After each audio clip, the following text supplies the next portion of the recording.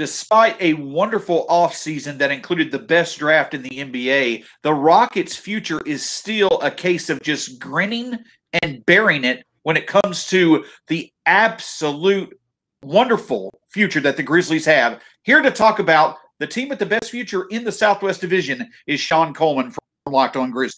Grr.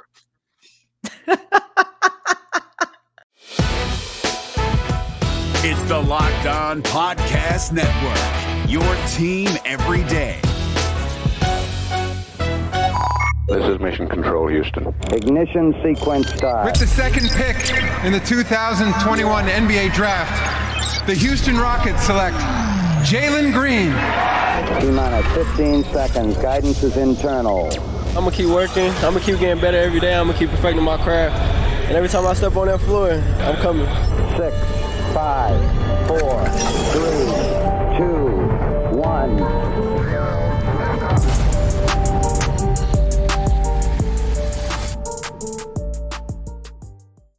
What's up, and welcome to another episode of Locked On Rockets, the best and only daily podcast covering your Houston Rockets. As always, I'm your host, Jackson Gatlin, native Houstonian and partner at Apollo Media. Be sure to follow along on Twitter at JT Gatlin, the show, of course, at Locked On Rockets, as well as at Apollo HOU. And if you enjoy what we do here at Locked On Rockets, do me a monumental favor. Hit subscribe at our brand new YouTube channel. Hit subscribe wherever you listen to your podcast, free and available on every platform you can imagine: Apple, Spotify, Google, the brand new Odyssey app. Please, we would sincerely appreciate it. Now, for today's episode, the first in our Southwest Division preview series.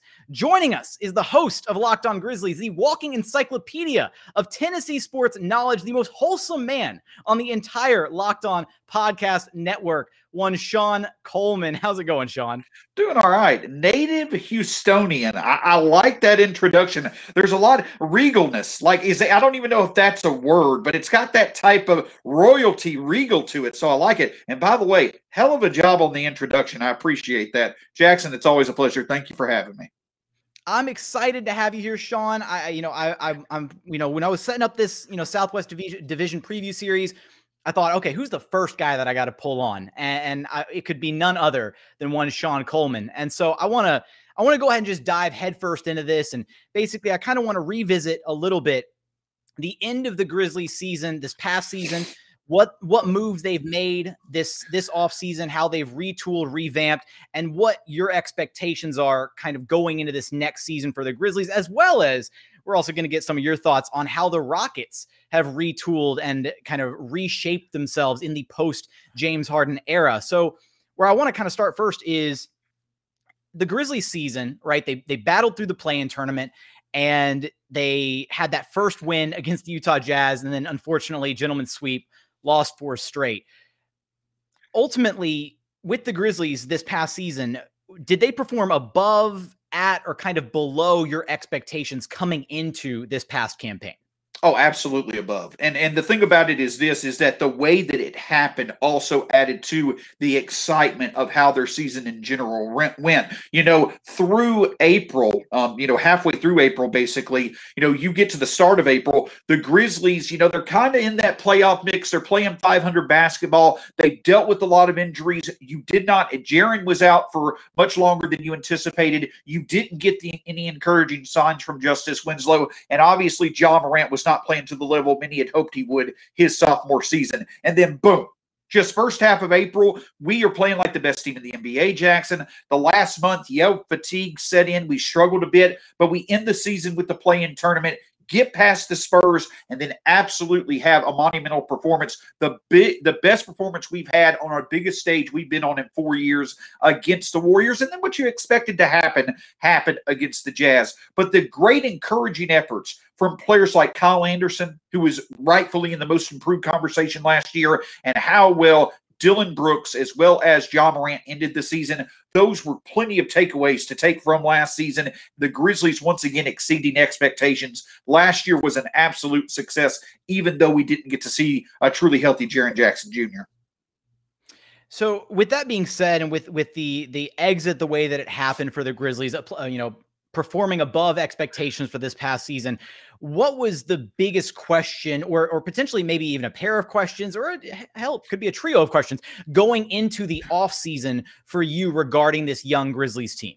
Well, the biggest question was that you had career years from Dylan Brooks, Kyle Anderson, and Jonas Valanciunas as the main reasons why the Grizzlies exceeded expectations last year. You had certainly some encouraging years from Desmond Bane and DeAnthony Melton, but the guys that you came into last season looking as being the second and third building block for the future in Jaren Jackson Jr. and Brandon Clark, they obviously did not contribute to the level that you had hoped last year. Justice Winslow, who our team had hoped would be a part of our future core, he no longer appeared to be that way. So though the veterans on our team certainly did well, the future parts of our team, it kind of became uncertain because many of the clear parts of our future going into last season that we had in Clark, Winslow, and Jaren Jackson Jr., they didn't perform to the level that you had hoped to. So coming into this offseason, health was on everybody's side, but what would those three players do going into next season? We now know Justice Winslow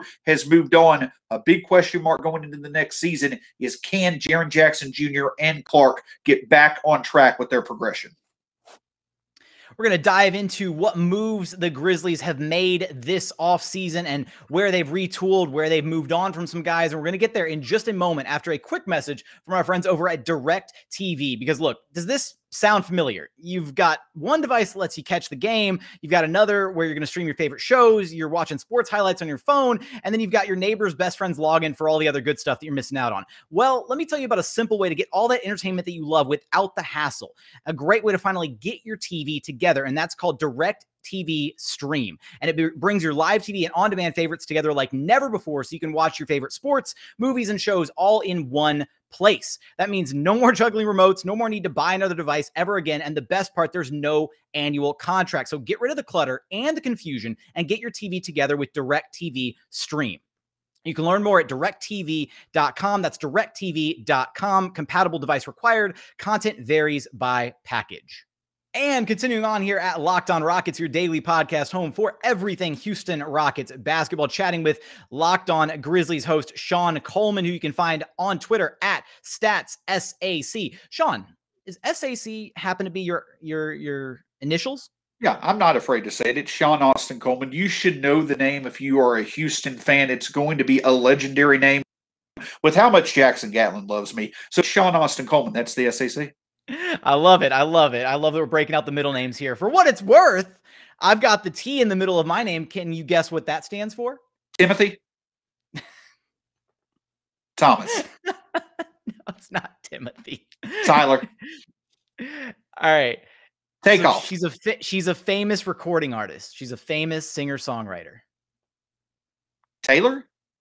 There we go. It's my Justin. girl. Okay. We'll talk about your musical preferences or lack thereof another time. Anyways, all right, let's continue rolling along here. So Shawn, we're looking at the Grizzlies offseason, and they've added some guys, they've moved some guys, and I think the biggest one is obviously the decision to move on from one Jonas Valanciunas. That was a move that, frankly, I thought Valanciunas played so well for the Grizzlies that I was kind of shocked they moved on from him. Obviously, his age does not quite line up with the younger Grizzlies, movement. It doesn't match the timeline of, say, a Ja Morant or the rest of the young core. But I just thought he was such a big part of what they were able to accomplish last season that I was a bit shocked by that move. How did you feel about that when that move came about, and where are you sitting with it right now?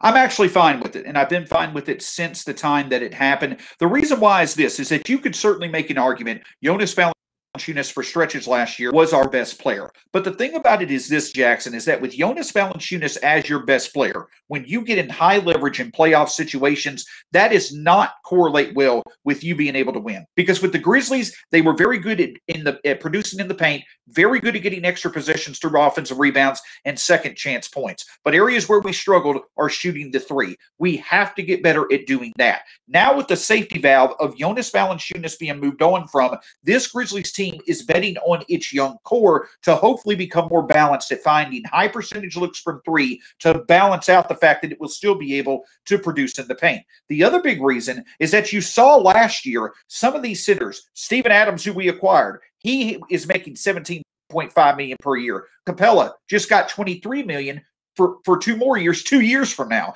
So you're looking at Jonas possibly being 18 to 20 million per after this next season, since he was an expiring contract. It just didn't make sense for the Grizzlies. So they took the present value of his career year, got some good value for the future, and moved on from him. I was perfectly fine with it, and I think it's a good move for this Grizzlies team to evolve as they need to in the near future.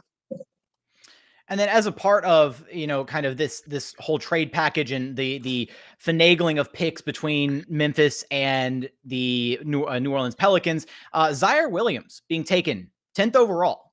That was, to me, a bit of a reach, honestly. When I first saw that pick, I didn't have Williams that high.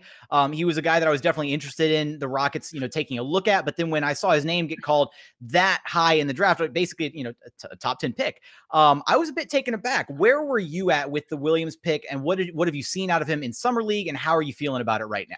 Well, the reason why it is a bit of a reach is because you just don't have the same level, that same floor level of certainty that you felt you had with other picks, especially with the fact that Moses Moody and James Bouknight were on the clock. I thought the Grizzlies would go with one of those two options. I would have been perfectly fine with either. But the reason why I'm okay with the Zaire Williams pick is that, yes, there is more risk with him than a lot of other picks that were picked in the top 15, 16, 17 picks.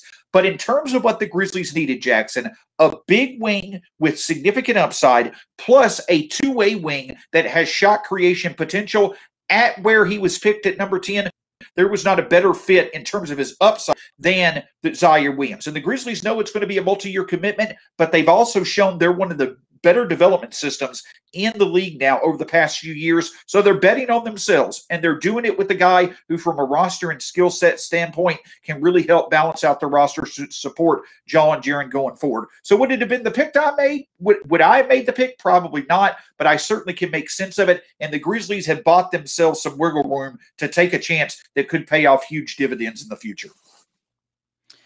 Where things stand right now as we are recording this episode, early September, there's still room for moves to be made before the season starts, unfortunately, and that's just kind of how things go. Knowing us, we're going to finish recording this episode, and there'll be a Woj bomb or Shams nuke, whatever it is, like right after we finish recording, and the Grizzlies and Rockets will have traded 17 players between each other.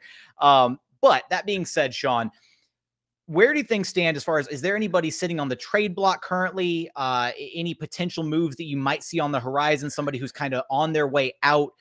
Where are things looking right now with the current Grizzlies roster? So, of course, with Jonas Valanciunas being moved, as well as Grayson Allen being moved, the reason why the Grizzlies moved both those guys is because they had sensible routes that they could go to replace them in the rotation while gaining future value. Another guy who's been on the trade block potentially is Tyus Jones. The reason why you've not seen him traded yet is because the Grizzlies know that when Ja Morant's off the court, they've got to have someone they can rely on to be a point guard. They just acquired Chris Dunn from the Boston Celtics. Could he be a guy to replace Tyus Jones? Probably not. But if you go through a good part of this season and you see several young guys improve their playmaking, Tyus Jones could be somebody that's on the block. There were some rumors out there. Don't know how real they were. It seems like there was some skepticism around them. I do feel there has been some interest in both Kyle Anderson and Dillon Brooks this offseason. I don't think the Grizzlies have moved on from them because of how important wing talent is going to be to support Ja and Jaren this year and beyond. So I would think Tyus Jones may be the guy who probably makes the most sense, especially around the trade deadline, to be moved on from. Besides him, unless it's for an upgrade that just makes sense, I don't think you're going to see any other major moves from the Grizzlies besides trimming down their roster to the 15 guaranteed contracts they need for the season. I don't know how it's taken so long for me to get directly to a Ja Morant related question, as we are about 15 minutes into the show now, but you kind of mentioned, Ja kind of not performing up to the expectations of his sophomore year. So I want to get your thoughts on, where he's at right now, what you didn't see enough out of him this past season, and the areas that you're looking for him to improve upon going into his third campaign now in the NBA. Yeah, and the thing that I'll say is this, is that when I say that Ja Morant was disappointing in his second year, I think the biggest reason why was because there wasn't a full campaign of him taking a clear step from his rookie year that many had hoped for. The way Ja ended the season was about as ideal as you could see it done, setting a Grizzlies franchise record for the most points in a single game in Game 2 of the series against the Jazz. Obviously, the two areas you really want to see him take an improvement in, a step in, is his shooting. But over the last month and a half of the season, shot 37% from three. If he can step up his production, 5 threes a game, shooting 35% or so from three, that will be a big step forward. Averaging 20 points, 8 assists a night, I certainly think is in the realm of possibility for him next year. And if he starts to do that, Jackson, I already think where he is, he's an eventual multi-time All-Star. But if he this year can take a step with the three-point shooting with his playmaking, now you're getting into the conversation of a guy who eventually could have multiple-time All-NBA appearances and maybe even 1 or 2 MVP runs. That certainly is a ceiling that's still on the table. It's going to be big to see whether or not the shooting will be there all season like it was in the second half of last year. Coming up, want to get into Shawn's expectations for the Grizzlies this upcoming season, things like roster predictions, lineups, rotations, all that stuff. And we'll get there in just a moment after a quick message from our friends over at Built Bar. Because look, if you've never had a protein bar that you actually have enjoyed and cared about, you've got to check out Built Bar. Every single bar on their menu, low cal, low sugar, high protein, high fiber. Great if you're on a keto diet. And the flavors, it doesn't even sound like let me read off some of these flavors. Raspberry, salted caramel, cookies and cream, German chocolate. Can't go wrong with a single one of those flavors. It doesn't even sound like we're talking about protein bars. It sounds like we're talking about luxurious desserts in some famous dessert gallery somewhere. Again, every bar is going to be jam-packed with protein. The best part about these bars, they're not gritty or chalky like other protein bars on the market. They're soft, they're easy to chew, and you can check them out. Just go to built.com and use promo code LOCKED15 to get 15% off your very next order. Again, that's built.com and use promo code LOCKED15 for 15% off your very next order. And another message from our friends over at betonline.ag, because it's that time of year again, and all eyes are now turning to football as teams are back on the gridiron to start both professional and collegiate football season. As always, BetOnline is your number one spot for all the news, odds, and info that you could ever imagine. They've also still got you covered for MLB. We got NBA right around the corner. They've got you for UFC, MMA, you name it. They have it over at BetOnline. So head over there and use promo code LOCKEDON to receive a 100% welcome bonus on your very first deposit. Again, that's promo code LOCKEDON, LOCKEDON, for a 100% welcome bonus on your very first deposit. BetOnline, your online sportsbook experts. And final segment here at Locked On Rockets, your daily podcast home for everything Houston Rockets basketball. Shawn, let's with the Grizzlies and with kind of where things are lining up for this season. Let's start with, I want to start with first the starting lineup. So give me your projected starting lineup, and then from there I want to dive into kind of your projected rotation for the Grizzlies this season. Yeah, so I think it's going to be Ja, Dylan, Kyle, Jaren, and Steven Adams. The reason why I think more than anything it's going to be that you've got your most certainty with that, your veteran players, obviously with your 2 franchise cornerstones. I think that will probably be the starting lineup. I think it'll be more of a positive than a negative if that starting lineup eventually changes where you have someone taking over for Adams as the season goes along. But Ja, Dylan, Kyle, Jaren, and Steven Adams, I believe are going to be your starting lineup as of right now.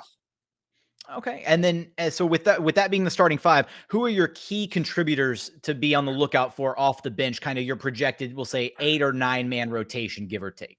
Yeah, I think the Grizzlies have one of the best second lineups that you could throw out there in the entire league. Like, as a matter of fact, I've gone on record already to say I think the Grizzlies are one of the better best bets to be the best bench in the NBA. Tyus, DeAnthony Melton, Desmond Bane, Xavier Tillman, and Brandon Clark. I mean, you've got a lot of talent, a lot of versatility, but the big key there with that DeAnthony Melton and Desmond Bane showed last year, you've got good offensive production, but you also arguably have the best defensive bench in the NBA for the Grizzlies. So a big thing for the Grizzlies this year is, will their bench be a top unit? If they are, that's a big boost to our ability to have a winning record and make the playoffs. So I think you're going to see Tyus, Melton, Bane, Tillman, and Clark be the 5 main guys to complete a 10-man rotation that Taylor Jenkins showed favor towards last year. Former Houston Rockets legend DeAnthony Melton. Got to acknowledge and respect his presence here on this podcast. But Shawn, you talked about the idea of potentially moving Steven Adams away from a starting role to conceivably a bench role. Who would be the person you're looking at taking the fifth starting spot if Taylor Jenkins was to move Adams into a reserve role? You, of course, theoretically would love to see, if you're going to go with the more traditional route, so like Tillman or Brandon Clark really take a significant step to where they basically just force themselves into that starting lineup. But Jackson, I'll tell you this, especially in closing and high leverage situations against more talented teams, the lineup that I want to see is Ja, Melton, Dylan Kyle, and Jaren Jackson Jr. You've got the best combination of defensive upside along with shooting to support Ja, a team that absolutely can be opportunistic on defense, create a bunch of turnovers, get on run in transition where the Grizzlies also excel. That's how you can find your high percentage 2-point looks, get the possession advantage, when that lineup's playing, plus have some good shooting around Ja. My ideal situation would be Steven Adams transitioning to the bench, DeAnthony Melton getting in a featured role, especially in a starting lineup or closing lineup next to Ja in the backcourt. Shawn, when I was on Locked On NBA with my co-host Matt Moore, I said I was holding on the Grizzlies this season. After this conversation with you, I'm feeling a little bit more positive about the Grizzlies' chances this season. Where are you at, and what are the expectations that you have as far as this season goes? Maybe give me kind of your middle of the road thoughts, middle of the road expectation, and then your best case scenario for this season, or at least your topped out level expectation. Middle of the road expectations are slightly under 500. Like we're talking about maybe 38-44, 39-43, somewhere around there. That comes from injuries potentially working themselves into the equation again. What if Ja nor Jaren were to take the step that you would hope they would, or only one of them do? What if you don't get the progress, or you see a bit of regression from some of the guys that succeeded last year? You've got three guys, Dylan, Melton, and Kyle, you're hoping can sustain what they did last year. And then you have bounce back candidates in Tyus Jones, Brandon Clark, and Jaren Jackson Jr. If a lot of those questions don't go the way the Grizzlies want for them to, you're looking at a team that probably is going to be in that 9th or 10th spot, slightly below 500 this year. But the best case scenario, Jackson, in my opinion, of course you want it to be Ja and Jaren taking the next step. But collectively for the Grizzlies, two key areas that I'm really looking at for this team. Number one, them once again being a top 10 defense, mainly because they're at the top of the league in forcing turnovers this next season, and also them having a top 5 bench. If both those things are true about this Grizzlies roster this season, I really do think for the third straight year, they have a good chance of exceeding expectations and once again having a winning record. All right. Now, Shawn, I said we were going to get here just a little bit, and for my Rockets fans and listeners who have held through this entire Grizzly discussion, first off, I hope you've enjoyed the Grizzly discussion, because Shawn is, one of the smartest minds in basketball and one of the best hosts on this network. He's incredibly knowledgeable, and I've enjoyed this conversation, getting up to speed on everything going on in Memphis. Shawn, we talked before we hit the record button about the Rockets having a very stellar draft. You come away, if you're Houston, with 4 really exciting prospects in Jalen Green, Alperen Sengun, Usman Garuba, and Josh Christopher. Give me your takeaway on how the Rockets did as far as their draft goes, and from a guy who's covering a team that was, largely until, picking up Ja Morant, picking up Triple J, kind of not so recently in kind of a similar area as the Rockets, right? The end of one era of really competitive basketball play with championship aspirations, and then kind of going through the rebuilding process and now being on the other side of things on the rise again. Yeah, the reason why I've been so impressed by the Rockets, especially with this draft, is you've got a layered core in Houston that it took the Grizzlies a little over 2 years to put together. The Rockets have been able to do it over the past 10 months. It started obviously with signing Christian Wood, getting Kevin Porter Jr. in a trade, and now obviously the development of Jae'Sean Tate, who, by the way, was a wonderful guest on this show just a bit ago. Wonderful, wonderful show that you put together. But all that aside, it's the fact that now with this draft, you've now got potentially your star to go along with Christian Wood in Jalen Green, and then the supporting cast. That's a balanced supporting cast. Shingun as being an offensive upside big, Garuba potentially being a leader for a defense, and then, of course, Josh Christopher, who could be a two-way dynamo, at least off the bench early in his career. You've got the layered parts that you've put together for a young, deep team with significant upside, Jackson, over the next several years that you all have under control. And Kevin Porter, obviously, there's a wide variety of avenues his career could take. You have to be excited, but with him and Wood and Jalen Green kind of leading the offense, and then you've got the complementary pieces with Christopher, Garuba, as well as Shingun and Tate. It's just a young, deep roster that has good two-way ability, and you have so many different high upside options there that one, even if one doesn't develop, you could have one or two others that may develop more than you expected them to. So much upside on both ends of the ball. But the big thing for me is that you're not just talking about like a San Antonio Spurs situation where you've got a bunch of complementary pieces. You've got your studs and then your supporting cast. And the Rockets have done such a wonderful job of getting all that together over the past 10 months. Shawn, can we both just sit here and agree that the Rockets and Grizzlies have the most exciting futures in the Southwest Division? I can't agree with that. Neither one of them have Luka. Oh, man. I thought I was going to be able to bait you into that. No. I will say this, though. I will say that the Southwest has the most exciting upside with Zion in New Orleans, what Houston is doing, Luka, and of course, Ja in Memphis. And the other exciting part of it is this is regionally. You've got Trey in Atlanta. You've got Jalen Suggs down in Orlando. You've got LaMelo in Charlotte. I know they're all in the East, but if you want a region of the country where basketball is king, it's here now. I know this is football country, but in the NBA, all of these teams have a young stud leading their team. But yeah, the Southwest Division is awesome. But at the end of the day, with how awesome Luka has been, it's hard for me to sit here and say that the team that has Luka doesn't have the best future. But I think the Grizzlies and Rockets at least are right there to compete with the Mavs for years to come. Southwest Division, South Best Division. Am I right, Shawn? That would be a good way to say it. Now, the only thing is Houston may have a future to look forward to when it comes against the Grizzlies in basketball. But if I would do it on the right side, your Texans, I don't know if they're going to be able to compete with this team. We don't talk about the Texans on this podcast. We don't do it here. Nope. That's as good a sign as any. Supporting Bet Online, bet on the Titans for the next 2 years in the AFC South. I'm kidding. Not really. The Titans are the best team in the AFC South, but at least you have the Southwest Division to look forward to for years to come. Absolutely. Shawn, always a pleasure to be able to talk basketball with you. Why don't you let everybody know where to track you down at?